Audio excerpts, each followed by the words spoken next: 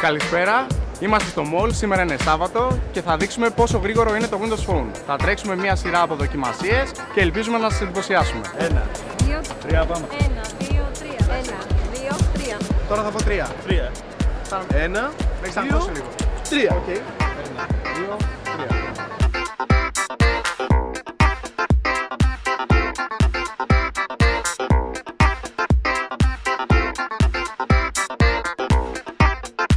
Θες να περιμένουμε λίγο ακόμα?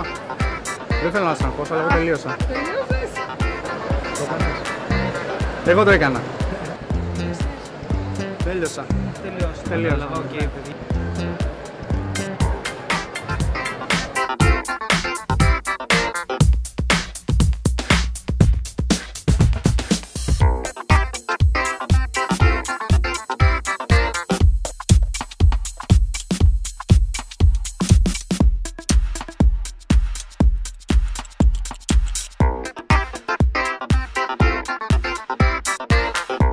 Με το Windows Phone το Facebook είναι πιο εύκολο. Τόσο γρήγορα και τόσο απλά, σε 2 δευτερόλεπτα έκανε αυτό που ήθελα. Το Windows Phone είναι πολύ γρήγορο. Το Windows Phone είναι πάρα πολύ γρήγορο. Το Windows Phone είναι πάρα πολύ γρήγορο. Ποια κάμερα, πού είναι η κάμερα? Είναι αρκετά γρήγορο και εξυπηρετικό.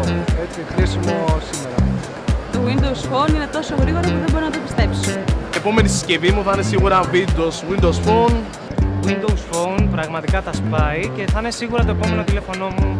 Το Windows Phone με εξέπληξε, είναι πάρα πολύ γρήγορο και σε βοηθάει να είσαι πολύ πιο γρήγορο με τα άτομα που αγαπάς.